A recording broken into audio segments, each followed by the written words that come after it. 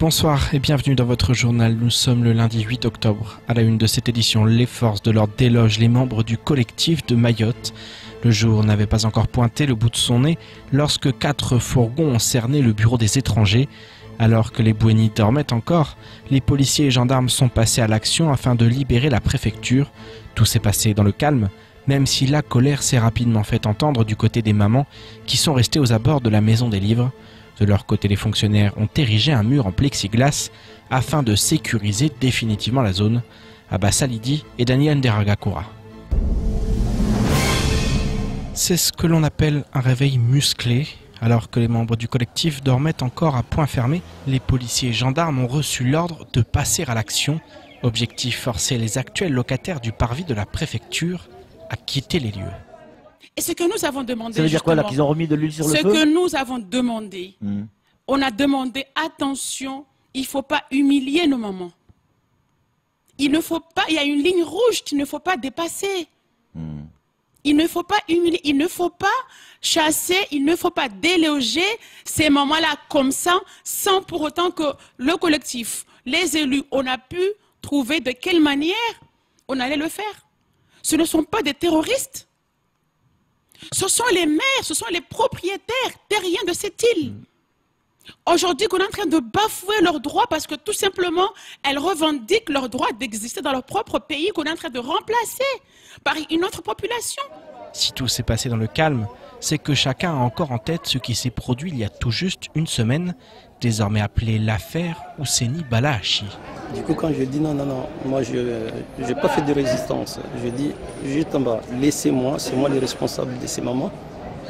Il faudra que je le demande dignement de quitter avant que ce soit. Quand je parlais, le commissaire a dit, allez, vous prenez ce monsieur, vous le dégagez, vous le mettez en dehors de ça. On m'a traîné avec deux forces dehors. On m'a tenu mon col comme ça, parce que moi je ne voulais pas faire de résistance pour éviter ce qui est arrivé à Bala Hachi.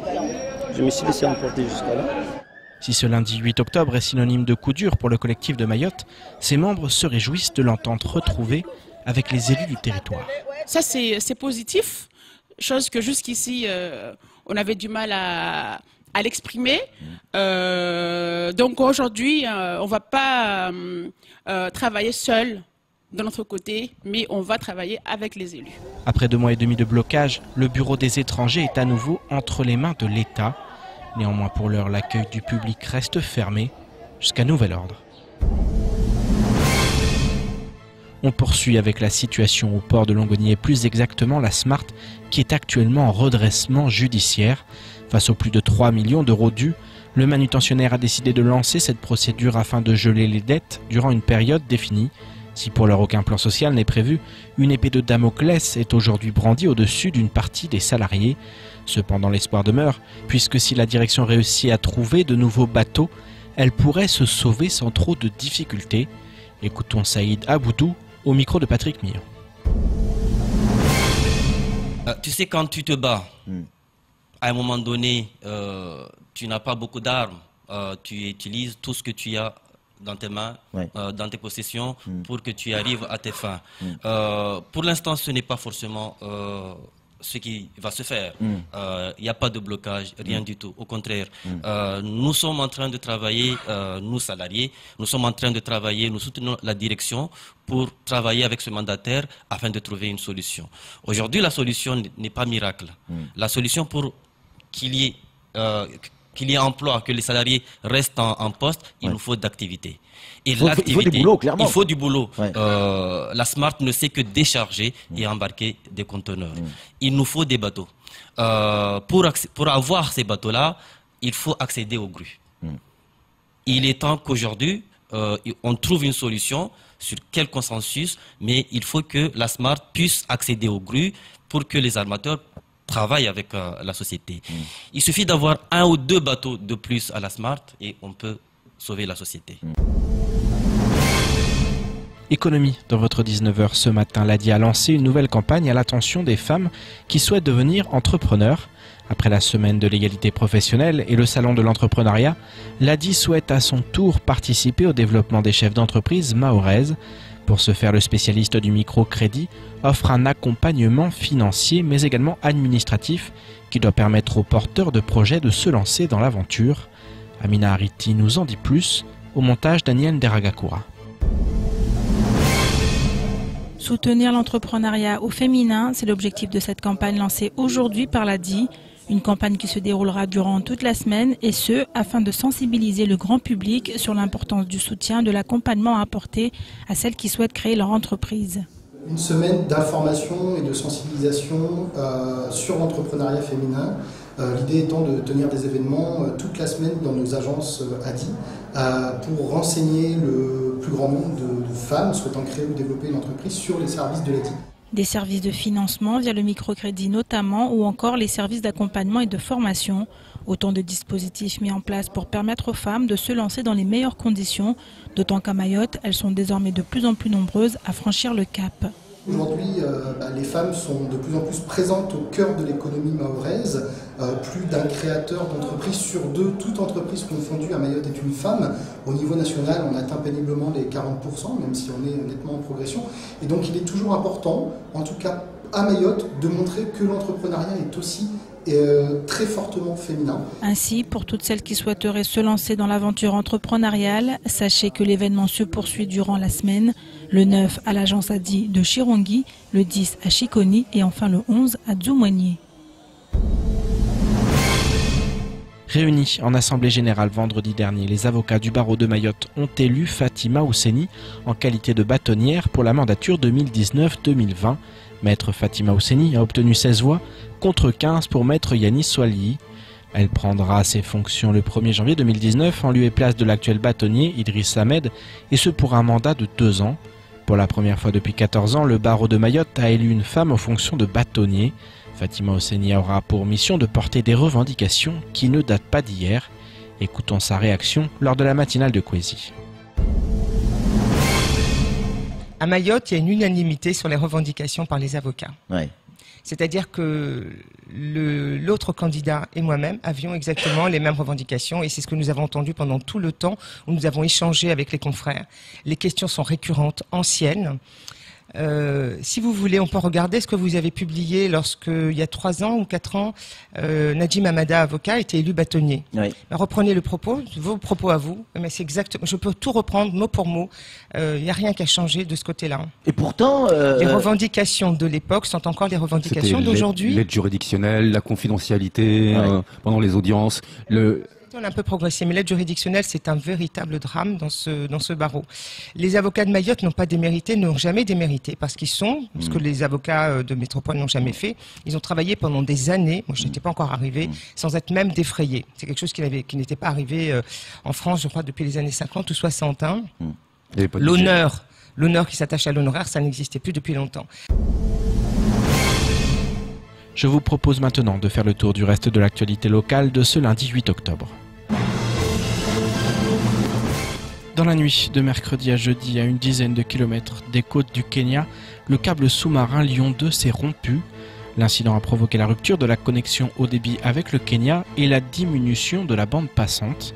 En attendant les réparations, les opérateurs ont basculé leur service sur le câble sous-marin Safe. Le temps qu'un navire câblier se rende sur place et procède aux réparations, il faudra compter au minimum une dizaine de jours. A noter que ce câble est très important puisqu'il connecte Madagascar, Mayotte et le Kenya sur 2700 km. Il est à son tour connecté au réseau Lion qui relie Madagascar à l'île de la Réunion et Maurice sur 1090 km. Ce désagrément intervient alors que les travaux sont en cours pour la pose et la mise en service de Métis, un câble sous-marin de fibre optique qui va relier Maurice, l'île de la Réunion, Madagascar et l'Afrique du Sud. Jeudi dernier, la FSU Mayotte avait maintenu sa grève malgré le report de la visite ministérielle. Les grévistes et manifestants ont défilé jusqu'à la préfecture où une délégation FSU a été reçue. Le syndicat assure qu'une écoute attentive a été apportée, notamment en ce qui concerne les enjeux de l'attractivité. Au sujet de la hausse de l'indexation réclamée, les autorités semblent sensibles à l'urgence de la révision des décrets de 2013 dans la mesure où le rythme de construction est lent. Le collège de Boigny, par exemple, n'ouvrira qu'à la rentrée 2019. Le lycée du bâtiment est prévu pour 2021. La problématique des sureffectifs mettra du temps à se régler et l'État semble se pencher sur la question du levier de l'attractivité. En ce qui concerne la titularisation des contractuels, le vice-rectorat affirme que la formation est un axe majeur du projet académique. La FSU est donc satisfaite de ce qu'elle considère comme une prise de conscience des autorités, mais le syndicat reste vigilant au regard, je cite, de la politique d'austérité générale, suivie par le gouvernement. Le comité opérationnel départemental antifraude CODAF a choisi d'organiser une opération jeudi 4 octobre 2018 à l'entrée du port de Longoni. Cette dernière a été coordonnée entre les services de la PAF, de la DIEC, du GELIC et de la DEAL. 12 véhicules ont fait l'objet d'un contrôle entre 10h et midi. Il a été relevé plusieurs situations de travail dissimulé et d'emploi d'étrangers sans titre de travail, ainsi que l'exercice illégal de la profession de transporteur. En outre, diverses infractions ont été constatées comme l'absence de documents de contrôle conformes à bord de certains véhicules effectuant le transport routier des marchandises. Le CODAF rappelle que les activités de transport sont réglementées et ne peuvent s'exercer sans obtenir les autorisations administratives nécessaires pour les propriétaires des véhicules et leurs chauffeurs salariés. Ils doivent également respecter leurs obligations sociales et fiscales. D'autres contrôles des transporteurs sont prévus à l'avenir. On termine cette édition avec les rencontres professionnelles des arts du spectacle. Le collectif Les Arts Confondus est à l'origine de cette semaine qui débute demain et qui prendra fin samedi avec le festival Milatsika. Au programme spectacle de danse, de chant ou encore de théâtre, mais également travail de réflexion afin d'enrichir les échanges pour que la culture soit un élément déterminant de la construction du 101e département de France. Marion Telly a pu prendre le pouls de ces 5 jours à venir. Reportage. La scène finit d'être installée. Tout doit être prêt pour mercredi, alors tout le monde met la main à la pâte. Une troupe de danseurs amateurs s'y produira gratuitement dans le cadre des rencontres professionnelles organisées par le collectif des Arts Confondus. Ce collectif, composé d'associations culturelles et de compagnies de spectacles vivants, compte de multiples enjeux. La place de la culture à Mayotte est prépondérante et voire même quotidienne. Elle est ancrée en fait chez les Mahorais, chez les personnes qui habitent à Mayotte. Maintenant, ce qui est important, c'est de se rendre compte que ça peut être un secteur économique, que ça peut être une attractivité du territoire, que ça peut créer de l'emploi et que c'est l'identité de Mayotte dans le département de Mayotte. Une culture omniprésente et pourtant aujourd'hui, ceux qui la font vivre ne bénéficient d'aucun cadre juridique. Loi du statut d'intermittent du spectacle que l'on connaît en métropole, les artistes engagés dans ce collectif organisent pour la première fois une grande action de sensibilisation dans le but de permettre une prise de conscience sur l'urgence d'encadrer, favoriser et développer ce corps de métier ici à Mayotte. Ces artistes-là, ils se disent qu'ils ne peuvent pas du tout vivre de leur art parce qu'ils ne sont pas considérés, ils ne sont pas regardés en tant qu'artistes. Qu'est-ce qu'ils font? Ils préfèrent aller travailler ailleurs pour vivre, pour envoyer leurs enfants à l'école, pour survenir aux besoins familiaux. Nous voulons vraiment que ce métier d'artiste soit reconnu, soit mis en valeur aussi. C'est pour cela qu'on a pensé à trouver ces collectifs-là ou à créer ces collectifs pour que tous les artistes se réunissent, se questionnent, savoir qu'est-ce qu'il faut faire pour qu'on puisse nous reconnaître. Qu'est-ce qu'il faut mettre en place? C'est quoi nos objectifs? Ces rencontres se dérouleront du 9 au 13 octobre. Au programme, danse, théâtre, musique, table ronde et bien d'autres événements encore. De quoi réjouir les grands et les petits, mais surtout mobiliser le public autour d'une question primordiale, le devenir de nos artistes. C'est la fin de votre journal. Tout de suite, la suite de nos programmes. Bonne soirée, à demain.